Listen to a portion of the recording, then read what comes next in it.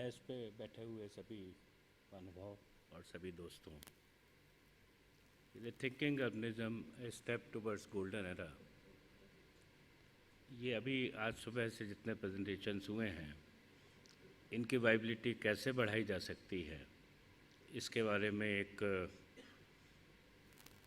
Planning के बारे में नए सिरे से चिंतन किया गया है, ताकि जो भी हम कर रहे हैं, जो भी पैसा खर्च कर रहे हैं ऑर्गेनाइजेशन पे, ये हमारा ठीक से उपयोग में आ पाए। अभी हम ये कर रहे हैं कि एग्जिस्टिंग सिटीज़ में बहुत सा इन्वेस्टमेंट कर रहे हैं और सिटीज़ की साइज़ बढ़ती जा रही है। 2040 तक भारत की शहरी आबादी में 30 करोड़ लोग बढ़ जाएंगे। ये संख्या अमेरिका की जनसंख्या से भी ज़्यादा है। अंग्रेज़ों से मिले अर्बन प्लानिंग नॉर्म्स और बिल्डिंग बायलॉज के सिद्धांतों पर चलने पर हमें 25 वर्षों में ही इतना इंफ्रास्ट्रक्चर बनाना होगा जितना अमेरिका में 300 वर्षों में बनाया गया है। सबको लगेगा ये पॉसिबल नहीं है, इसलिए हमें सोचना पड़ेगा कि हमें क्या करना है। इस इंफ्रास्ट्रक्चर का कितना हिस्सा किन शहरों में बनाया जाए, यह अनुमान भी सटीक रूप से नहीं लगाया जा सकता है, क्योंकि कुछ शहर तो 20% ही बढ़ेंगे और कुछ की आबादी 5 गुने तक हो जाएगी। ये अभी मालूम नहीं है कि कौन शहर कितना बढ़ेगा। हम खर्च बहुत कर रहे हैं शहरों के रखरखाव पे, इंफ्रास्ट्रक्चर पे बढ़ता जा रहा है। मैं भोपाल में रहता हूँ।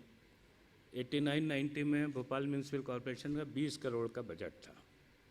3 साल पहले 2400 करोड़ का हो गया। तो 20 crore to 24 crore is a big jump. और आने वाले समय में कितना बढ़ेगा, इसको कुछ ना कुछ सोच के करना होगा। तो वही काम मैंने इसमें किया है। इतना खर्च करके भी समस्याएं तो बढ़ती जा रही हैं। दिल्ली में जब मेट्रो नहीं बनी थी, 70-80 में आप आते थे, वो दिल्ली मेट्रो बनने के बाद की दिल्ली से ज़्यादा सुविधाजनक थी। ये सब लोग जानते हैं। शहरों के एरिया बढ़ने के साथ ये समस्याएं और तेज़ी से बढ़ती जा रही हैं। धीरे धीरे हम इस तरफ बढ़ रहे हैं। जो अमेरिका में 7-7 मंजिली रोड्स बनाई हैं, ना तो हमारे शहरों में इनको बनाने की जगह है, ना जितना पैसा इसमें लगना है वो हम केवल टैक्स बढ़ा के या उधार लेके ही कर सकते हैं। दोनों ही चीज़ें ठीक नहीं हैं। हमारे सभी शहर सड़कों, पानी आदि इंफ्रास्ट्रक्चर की कमी से जूझ रहे हैं। इनमें रहने वाले नागरिक, आप सब लोग भी नहीं चाहते कि दिल्ली में जो इंफ्रास्ट्रक्चर है उसको आने वाले और लोगों से शेयर करें। दिल्ली की आबादी 3.5 करोड़ हो जाएगी, ऐसा अनुमान है। मुझे नहीं लगता एक भी आदमी कहेगा कि हाँ भाई ये हम शेयर कर लेंगे। इन शहरी समस्याओं के समाधान के लिए ज़रूरत है कि इंडिया स्पेसिफिक पूरे भारत के लिए अर्बनाइजेशन के मास्टर प्लान की, जो हमने बनाया है, और कुछ नए शहर भी बसाने के बारे में हमको सोचना होगा, क्योंकि जब हम नए शहर बसाएंगे तो ये इन्वेस्टमेंट हमारा कम होगा और समस्याओं का इन शहरों पे जो हम वज़न डालते जा रहे हैं उससे बचना पड़ेगा। अब शहरी समस्याओं के बारे में हम सबको पता है, मैं उसके बारे में चर्चा नहीं करूँगा। कंजेशन है, पोल्यूशन है, ट्रैफिक प्रॉब्लम्स हैं, उनको सॉल्व करने के लिए लेकिन उनके रूट कॉजेज़ के बारे में जानना ज़रूरी होगा। जो मुख्यतः 4 हैं, बहुत सारे, लेकिन मेन जो रीज़न्स हैं वो 4 हैं, जिसमें पहला रीज़न है बेसिक प्लानिंग नॉर्म्स। तो 20वीं सदी के शुरू में हम लोगों ने कुछ प्लानिंग नॉर्म्स अंग्रेज़ों ने बनाए थे। उनके हिसाब से हमने चंडीगढ़, नई दिल्ली, भोपाल, गांधीनगर, भुवनेश्वर और कुछ इंडस्ट्रियल टाउन्स भी बनाए। उसमें वो नॉर्म्स तो खैर अंग्रेज़ लाए थे। यहाँ आके एक उसमें कहावत थी पुरानी भारतीय, उसको जोड़ा गया ज़मीन के संबंध में, माले मुफ्त दिले पे रहम। अब लुटियंस दिल्ली हो या चंडीगढ़ हो या भोपाल हो, ये जितने भी शहर बने हैं सब में ज़मीन का उपयोग बहुत ही कम है। 60 के दशक से इन्हीं से मास्टर प्लान हम सब शहरों के बनाते जा रहे हैं, और सारी समस्याओं से निपटने के लिए हम ring roads, flyovers, elevated roads, metro आज सभी शहरों में एक एक करके बना रहे हैं, बना चुके हैं। इस सब के बाद भी सभी शहर पहले से बदतर होते जा रहे हैं। नए सिरे से हमने इस पर विचार किया है कि हमको क्या करना चाहिए। विकसित देशों के शहरों में और हमारे देशों के प्लान्स में ये बेसिक सिटी प्लान्स दूसरा रीज़न है। प्लानिंग नॉर्म्स की बजाय। तो जो बेसिक डिफरेंस है बाहर के देशों में हमारे देशों में, वो ये है कि बाहर के देशों में ज़्यादातर ऐसी स्काईलाइन होती है, बीच में डेंसिटी ज़्यादा होती है और कम होती जाती है। हमारे यहाँ इस तरह की है स्काईलाइन, इससे कंजेशन बढ़ता है। जैसे दिल्ली है, आपका लुटियंस दिल्ली है, इसमें डेंसिटी बहुत ही कम है, और नोएडा में हमने बहुत बढ़ा दी। अब अगर हम शिकागो की बात करें तो 40 का FAR है बिजनेस डिस्ट्रिक्ट में, बिजनेस डिस्ट्रिक्ट डाउनटाउन एरिया में। इन सभी शहरों में डाउनटाउन एरियाज़ हैं या बिजनेस डिस्ट्रिक्ट्स हैं। सियोल में 24 का है, न्यूयॉर्क में 16 का है, न्यूयॉर्क में 30 किलोमीटर दूर 2 का है। हमारे सभी शहरों में 1.25 से लेकर 3 तक के FAR हैं।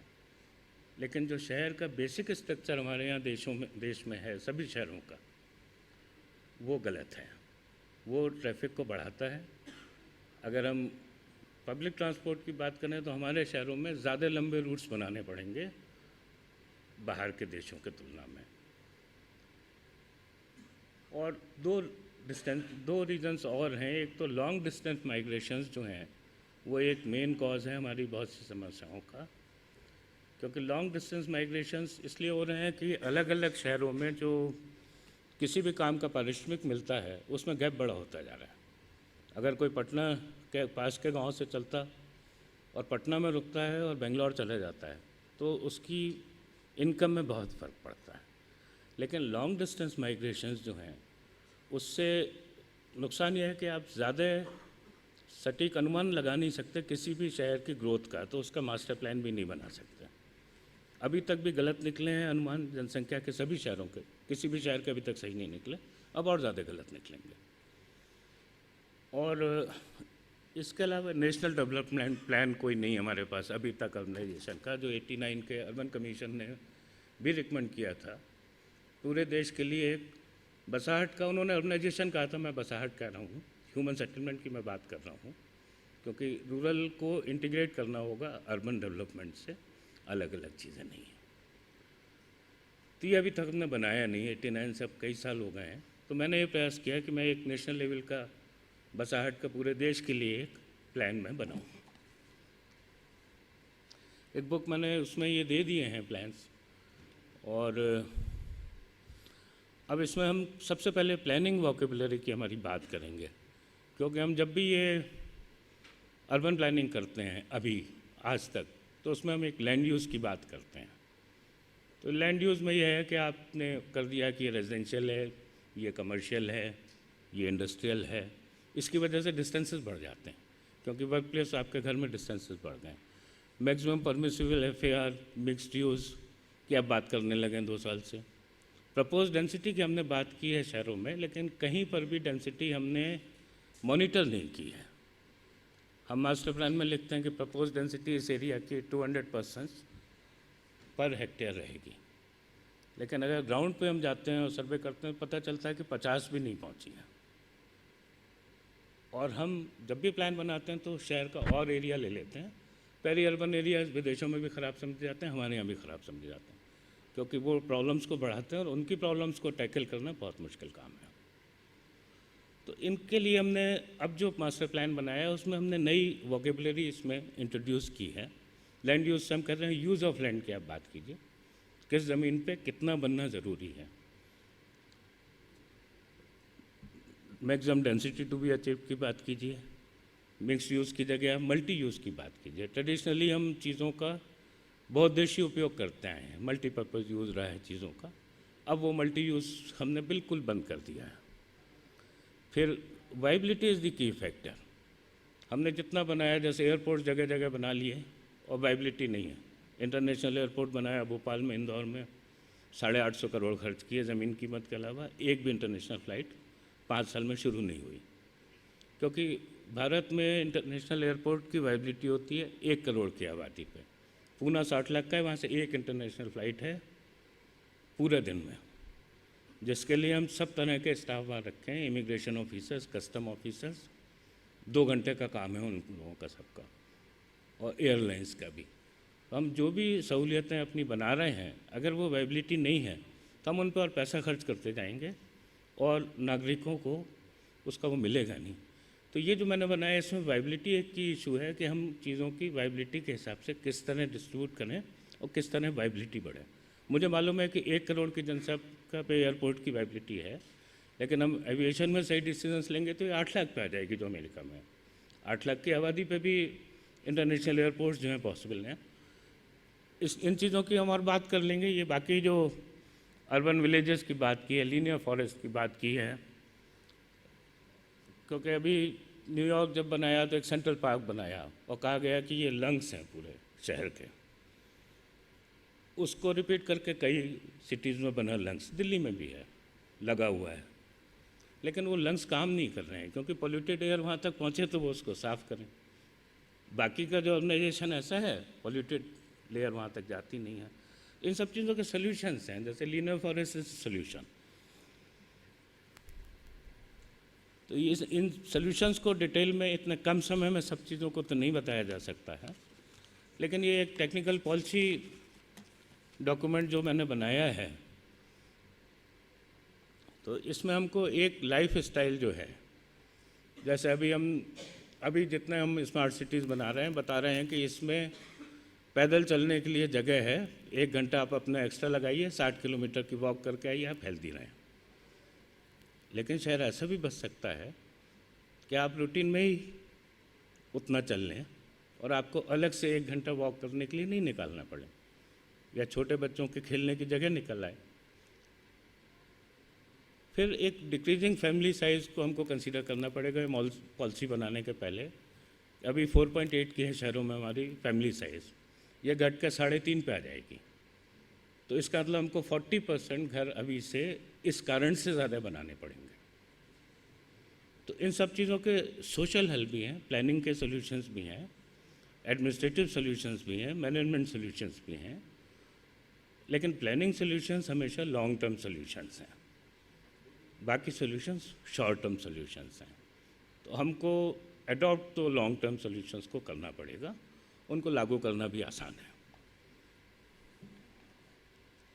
ह्यूमन कार रेशो 10 गुना तक बढ़ने की संभावना है। हम कितनी भी बात कर लें, अभी हमारे यहाँ 6 कारें हैं 100 लोगों पे शहरों में, ये 60 तक हैं दूसरे शहरों में, चीन में 35 हैं। तो हमको ये प्लान तो करना पड़ेगा। अब इसको हम अगर ज़रूरत की चीज़ ना रहने दें कार को, शहर ऐसा बसाएं कि हमको डे टू डे वर्क में ऑटोमोबाइल्स की ज़रूरत ना पड़े, तो हम बहुत सी चीज़ें अचीव कर लेते हैं। हम अभी ऑटोमोबाइल सेंट्रिक प्लानिंग कर रहे हैं सिटीज़ की। हम जैसे ही इसको ह्यूमन सेंट्रिक प्लानिंग करेंगे, हमको सॉल्यूशंस मिलने शुरू हो जाएंगे। तो हम स्मार्ट सिटीज़ भी कर रहे हैं, हम उसको ह्यूमन सेंट्रिक करें। आदमी को तो कम जगह लगती है कार से, तो कई जगह हम इस तरह के कर सकते हैं। सिटी इंफ्रास्ट्रक्चर को फैसिलिटी के रूप में हमको देखना चाहिए। जो सड़क बना रहे हैं, जो भी चीज़ बना रहे हैं, स्वेज लाइन है, पानी है, विकास चीज़ अलग है। ये सुविधाएं होंगी तो विकास बढ़ जाएगा। विकास के लिए हमको और काम करना पड़ेगा इन एडिशन टू दैट। अब 200 साल पहले तक 95% लोग भारत में अपने खुद के घरों में रहते थे। किराए के लिए घर बनाना हमारे देश में अच्छा नहीं समझा जाता था। अंग्रेज़ों के आने के पहले तक उससे आपकी लाइफ पे कितना फ़र्क पड़ता है। आज आप यंगस्टर हैं, आप काम में आए, आप या तो हैवी किराया दे रहे हैं, सैलरी का बड़ा पार्ट, या लोन लेके घर खरीद रहे हैं और ज़िंदगी भर लोन चुका रहे हैं 20 साल 25 साल। अगर वो पैसा आपको नहीं खर्च करना पड़ता है तो वो देश के विकास कार्य में लगता है। आप उसको बिजनेस में लगाते हैं, किसी भी प्रोडक्टिव एक्टिविटी में लगाते हैं। तो हमको अल्टीमेटली धीरे धीरे ये भी कोशिश करनी होगी कि हमारे 95% लोग कम से कम ऐसे हों जिनको अपना काम शुरू करते समय एकदम घरों की ज़रूरत नहीं हो। इसको भी मैंने इसमें किया है कवर, लेकिन समय कम है। अब मैं अपना जो मॉडल ऑफ अर्बनाइजेशन मेरा है, मैं उसको आपको बताता हूँ। तो हमारे द्वारा प्रपोज मॉडल ऑफ अर्बनाइजेशन में स्थान की डेमोग्राफी के अनुसार 15 से 20 लाख की आबादी के 4 शहरों का एक समूह है, जो आपस में 110 से 140 किलोमीटर की दूरी पर होगा। चारों शहरों के बीच में लगभग 1 घंटे की दूरी पर एक एयरपोर्ट सिटी होगी, जिसमें सुपर स्पेशलिटी हॉस्पिटल भी 1 करोड़ की आबादी पर वायबल होते हैं। नहीं तो लूटपाट करके बैंक का लोन चुकाना होता है उनको, जो शुरू में स्पीकर कह रहे थे, मंत्री जी कह रहे थे कि गलत बाईपास कर दिया। वो इसलिए क्योंकि उनको लोन देना है, जेल जाएंगे, घर नहीं जाएंगे, तो ये काम करना पड़ेगा। इटोज ने खोला अमृतसर और जबलपुर में सुपर स्पेशल, बंद कर रहे हैं। तो ये इसके लिए एयरपोर्ट सिटी मैंने सेंटर में बनाई है, क्योंकि ये पांचों शहर की आबादी मिलकर 1 करोड़ हो जाएगी। तो सुविधाएं सब आपको मेट्रोज़ की मिल जाएंगी और कंफर्ट्स आपको छोटे शहरों के मिल जाएंगे। चारों शहरों को एयरपोर्ट सिटी से एक्सप्रेस हाईवे और मीडियम स्पीड ट्रेन से जोड़ने पर वे आपस में भी जुड़ जाएंगे। शहरों के 2 समूह के 2 शहरों के बीच इंडस्ट्रियल सिटी होगी। एक्सप्रेस हाईवे से लूप्स निकालकर लो डेंसिटी अर्बन विलेजेस बनाए गए हैं। ये शहर वर्तमान बड़े शहरों से कम 70 किलोमीटर की दूरी पे होंगे, ताकि इनका लोड पुराने शहरों पे ना पड़े। लेकिन वर्तमान शहरों को प्रस्तावित शहरी समूह के किसी एक शहर या एयरपोर्ट सिटी के रूप में शामिल किया जा सकेगा। हिमालय के क्षेत्रों को छोड़कर ये मॉडल पूरे देश में समान रूप से रिपीट किया जा सकता है। इस मॉडल की मूल अवधारणा है कि 10 लाख से कम आबादी वाले शहरों में बहुत सी सुविधाओं की अवेलेबिलिटी नहीं होती है, और 1 करोड़ से अधिक जनसंख्या वाले शहरों में आर्थिक गतिविधियाँ तो बहुत तेज़ी से बढ़ती हैं, लेकिन रोज़मर्रा के कामों में असुविधाएँ भी उसी तेज़ी से बढ़ती हैं, और शहर के रखरखाव का खर्च भी बहुत ज़्यादा होता है। आप जैसे दिल्ली है तो इसका 2 टियर सिटी से 4 गुना पर पर्सन पर सिटीज़न हम खर्च कर रहे हैं इस पर, मेंटेनेंस पे। तो जैसे ही शहर की साइज़ बड़ी होगी तो हमारा जो एक्सपेंडिचर उस पर वो बढ़ जाएगा। अब किसी भी नागरिक को शहर के 90% हिस्से में जाने की कभी भी ज़रूरत नहीं पड़ती है। मतलब इंडिया गेट में आपको तो कोई काम नहीं है, लेकिन आपको इंडिया गेट के पास से होकर गुजरना पड़ रहा है। Industrial area, airport, railway station, wholesale market, सरकारी ऑफिस आदि में ज़्यादातर नागरिकों को वर्ष या महीने के कुछ ही दिन जाना होता है। इसलिए अलग अलग कार्यक्षेत्र के लोगों को अलग अलग शहरों में बसाया जा सकता है। इस तरह शहरों के बड़े छोटे सभी शहरों के फ़ायदे नागरिकों को मिलेंगे, और उनकी कमियों और विकृतियों से लोग बच जाएंगे। अब जनसंख्या एवं क्षेत्रफल में हमारे राज्यों को यूरोप के देशों से कंपेयर किया जा सकता है, लेकिन साइज़ ऑफ इकनॉमी में ज़्यादा पोटेंशियल हमारे पास है, उसके बाद भी हम बहुत पीछे हैं। इस मॉडल के इम्प्लीमेंटेशन से प्रस्तावित शहरों का समूह दिल्ली या मुंबई की इकनॉमी का अर्बन सेटलमेंट बनेगा, और भविष्य में हमारे सभी राज्य यूरोप के बड़े देशों के बराबर की इकनॉमी बनने की तरफ बढ़ेंगे, बाद में उससे बड़ी इकनॉमी बन जाएंगे। ये मैंने सेंट्रल इंडिया के नक्शे में जो मॉडल है उसको दिखाया है। The proposed model of organisation will have positive impact on the following. तो अब वर्तमान शहरों पे इसका जो असर पड़ेगा वो ये है कि हम सभी शहरों के लिए एक प्रॉपर डेवलपमेंट प्लान बना पाएंगे, क्योंकि हम इनकी पॉपुलेशन, ये शहर इतना अट्रैक्टिव बना रहे हैं कि जो पुराने शहर हैं उसकी तरफ लोगों का अट्रैक्शन कम हो, तो कम से कम एक रियलिस्टिक होगा, और सब जगह डिस्ट्रीब्यूटेड हैं, तो इसलिए लॉन्ग डिस्टेंस माइग्रेशंस इसमें ख़त्म हो जाएंगे। पास के शहर में आदमी आकर के बस सकता है, जहाँ से जाके वो अपना खेती भी देख सकता है। अब शहर में हम 8 करोड़ नए घर बना लेंगे, जो अभी स्मार्ट सिटी के साथ जो योजना है, लेकिन 6 करोड़ घर गांव के जो हैं वो खाली हो जाएंगे, खंडहर हो जाएंगे। तो इसमें कोई अक्लमंदी नहीं है कि हम 8 करोड़ नए घर बनाएं और 6 करोड़ घर अपने जो हमारी प्रॉपर्टी है उसको वेस्ट जाने दें। तो इसमें हमको एग्जिस्टिंग सिटीज़ को भी फ़ायदा होगा, रूरल एरियाज़ को भी फ़ायदा होगा। रूरल एरियाज़ को स्वास्थ्य और शिक्षा सेवाएं जो हैं वो 70 किलोमीटर से कम दूरी पे मिल जाएंगी, और 1.5 घंटे में जितने उनके प्रोडक्ट्स हैं, रूरल प्रोडक्ट्स हैं, उसके लिए मार्केट मिल जाएगा। और कोई भी गांव एक 20 लाख की आबादी वाले शहर से 70 किलोमीटर ज़्यादा दूरी पर नहीं रह जाएगा। अब बसाहट के लिए जो भूमि की आवश्यकता वो ये है कि 2040 तक शहरी बसाहट के लिए करीब 3.25 करोड़ हेक्टेयर भूमि लगेगी।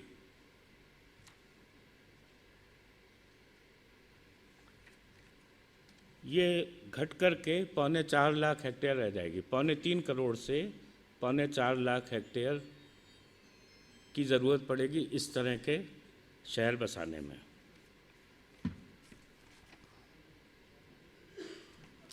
ट्रैफिक कंजेशन, अच्छा इसमें मृदा संरक्षण, सॉइल कंजर्वेशन ये है कि अभी जो हम जिस तरह शहरीकरण कर रहे हैं, तो अगर पूरे नीदरलैंड्स को हम 1.5 मीटर खोदते हैं तो जितनी मिट्टी निकलेगी इतनी हम अपनी बिल्डिंग और सड़क के नीचे शहर में दबा देंगे 25 साल के अंदर। ट्रैफिक कंजेशन ये है कि अगर इसको नहीं करेंगे आप, इस सिस्टम से तो कोई ट्रैफिक कंजेशन नहीं रहेगा, जो सिटीज़ हैं उनमें भी कंजेशन कम होगा। अदरवाइज 5-6 घंटे का रोज़ का ट्रैफिक जाम आप एक तरफ से कर लीजिए। पार्किंग है, ये बढ़ेगा, इंक्रीमेंटल पार्किंग इसका सल्यूशन है। टाइम एक्चुअली बहुत कम है, 15 मिनट कम है, इसको जल्दी जल्दी आगे बढ़ा देता हूँ। मेरे पास मैसेज आया कि टाइम कम है। ये एक सिटी का प्लान मैंने बनाया है, इसको भी मैं आपको एक्सप्लेन नहीं करता हूँ, लेकिन इसका मैं भोपाल से कंपेयर करता हूँ जो एक 20 लाख का शहर है। तो अभी भोपाल का जो एरिया है वो 605 स्क्वायर किलोमीटर है, जिसको नए मास्टर प्लान में 813 स्क्वायर किलोमीटर कर रहे हैं। 20 लाख की आबादी का शहर है। जो मैंने प्रपोज किया है वो भी 20 लाख की आबादी का शहर है, ये 25 स्क्वायर किलोमीटर में है। भोपाल में 2600 किलोमीटर लेंथ है रोड्स की, वो इस शहर में 140 किलोमीटर है। भोपाल में इलेक्ट्रिक ट्रांसमिशन की लाइन्स हैं 7124 किलोमीटर लंबी, ये 300 किलोमीटर लंबी रह जाएंगी और ये सब सर्विस डक्ट में जाएंगी। 7124 300 किलोमीटर, इससे आप खर्चे का अंदाज़ा लगा सकते हैं कि हम कितना खर्च कम करेंगे, क्योंकि अभी जो हम कर रहे हैं उसमें हम 4,20,000 करोड़ हर साल खर्च करें तो यथास्थिति रख सकते हैं। जो मेरा मॉडल है उसमें एक 20,000 करोड़ के रोटेशनल फंड से हम पूरे देश में सभी नागरिकों के लिए अर्बनाइजेशन कर सकते हैं। That is a vast difference. Maximum commuting time अभी भोपाल में 2 घंटे का है। ये जो शहर मैंने प्लान किया इसमें 15 मिनट का कम्यूटिंग टाइम है एक सिरे से दूसरे सिरे जाने का, और एवरेज कम्यूटिंग टाइम 5.5 मिनट है। तो अब इन सब को समझने के लिए इंट्रा सिटी रोड लेन्स हम 12,50,000 किलोमीटर बनाएंगे अभी की पॉलिसीज़ पे चलने पे, ये 35,000 किलोमीटर रह जाएंगे। इंटरसिटी रोड डिस्टेंसेस जो हैं हमारे, ये बहुत ख़राब हैं। अभी हमारा 30% एवरेज ज़्यादा है एरियल डिस्टेंस से, और हम नई रोड्स बना रहे हैं उसमें भी डिस्टेंस कम नहीं कर रहे हैं। इस मॉडल के बनने से 24% कम हो जाएंगे। जैसे दिल्ली बम्बई की आपकी सड़क है, नई बनी है, 1088 किलोमीटर एरियल डिस्टेंस है और 1400 किलोमीटर सड़क की लंबाई है, तो आप 300 किलोमीटर एक्स्ट्रा हर बार जा रहे हैं। ये सभी उसका है, क्योंकि 30% नेशनल एवरेज है, झारखंड जैसे राज्यों में ये 35% एक्स्ट्रा है। ये घट के 6% पे आ जाने से आपको सामान सस्ता मिलेगा, समय में कम लगेगा, इंटरसिटी बिजनेस बढ़ जाएगा। जब भोपाल नागपुर में नया हाईवे बना रहे हैं, 360 किलोमीटर है बाई रोड भोपाल नागपुर, और 100 किलोमीटर हम एक्स्ट्रा चलते हैं जितना चलना चाहिए उससे। तो अगर वो 260 रह जाए तो मैं आर्किटेक्ट हूँ, मैं सुबह अगर 5 बजे घर से निकलूँ तो 12 बजे दोपहर को वहाँ साइड का चक्कर लगा के वापस आ सकता हूँ। अभी मुझे 2 दिन चाहिए। तो इस तरह की इसमें बहुत सारी चीज़ें हैं। ऑपरेटिव एक्सपेंसेस बहुत कम हो जाएंगे।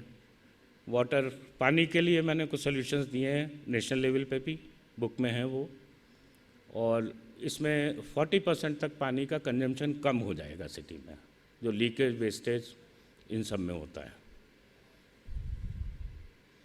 हाउसिंग में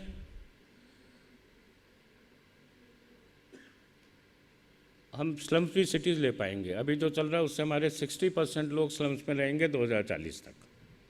2040 में कम हुए तो 2050 में डेफिनेटली 60% लोग रहेंगे, क्योंकि जो गांव से शहर में आ रहा है 5,000 रुपये महीने भी उसको नहीं मिलते हैं। एक 8 स्क्वायर फीट की खड़े होने की जगह भी वो 2 टियर सिटी में भी नहीं खरीद सकता।